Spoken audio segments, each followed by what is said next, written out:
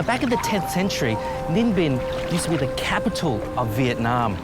Now, I understand and I can see why, as its grandeur is befitting of an emperor and his royal family.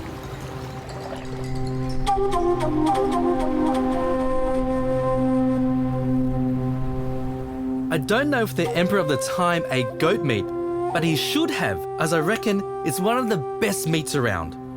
Why? For a start, these goats are free to roam the mountains, which makes the meat firm and less fatty.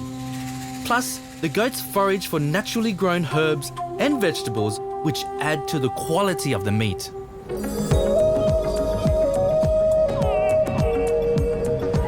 Vietnamese travel from all over Vietnam to Ninh Binh for two things. First of all, they come for the beautiful vistas of Ninh Binh and also for the goat. Along this road, you see all these ladies selling goat meat. I must say, for me, it looks a little confronting when you first approach, but these sellers have worked really hard to make the goat look as appealing as possible. Now, goat meat is the leanest red meat out there. Leaner than beef, leaner than pork, and it's got as much protein as all of them as well. Low in saturated fat, low in cholesterol as well, and easier to digest. I love goat meat, as long as you cook it properly. Wow. Look how fresh it is. Now, watching this reminds me of my childhood. In my parents' restaurant back in Cabramatta in Western Sydney, this was my job, to buy a whole goat carcass and torch its fur with a blowtorch like this.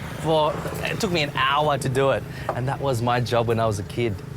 I'm gonna cut it, or get her to cut it into little long cubes, maybe 2 to 3 centimeters long. Now, throughout Ninh Binh, you can go to all the restaurants and they're all serving goat. Char-grilled goat, wrapped in rice paper rolls, lots of goat dishes. Think I would do a lovely goat curry. Boom! Right, chưa. Now, I'm trying to reduce the plastic when I'm shopping, so I bring my own bowl. Very good. Put that in. Now I'm going to find a nice little position with a beautiful view of the mountains of Ninh Binh. Oh, got to pay. When you want 300,000 dong for a kilo, what a bargain. Cảm ơn chị. Okay. Thank you. Awesome.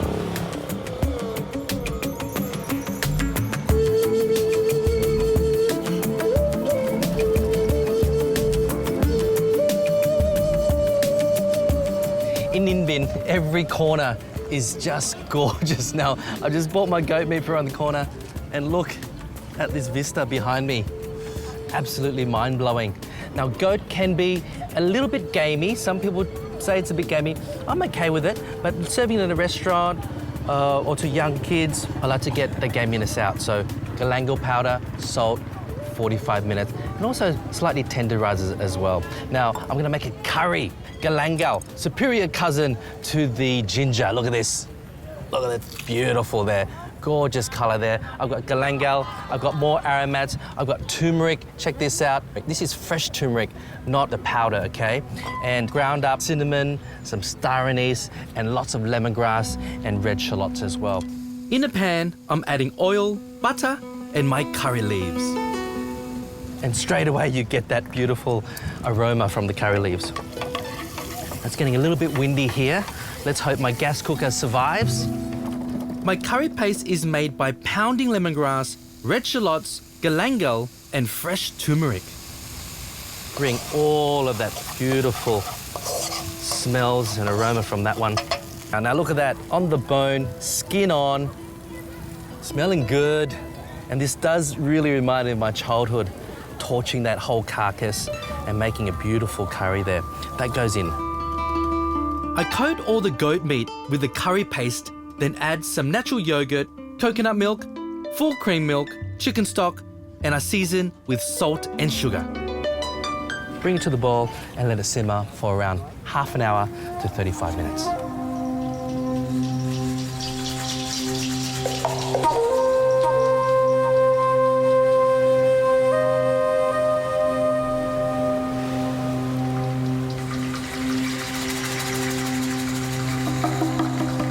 Now it's been 35 minutes now. I've really had time to enjoy the view, my little coconut juice, sharing with my little black cat behind me there. I hope it's not a Friday. And this is smelling really, really good. Now, here I'm at Kop, which basically means a lake that's run out of love, or a lake with no love. I don't know. That's what it means. Okay, so I'm gonna have a bit of a taste. Oh, it's actually a little bit salty, because I think I got the salt and sugars mixed up. However, once you eat it with some rice or with some fresh baguette, that saltiness just goes away, all right? So, I remember the first year of opening Red Lantern, we made a goat curry. And all the guests were like, oh, but the skin's on the meat and the bones on the meat. And that was 16 years ago.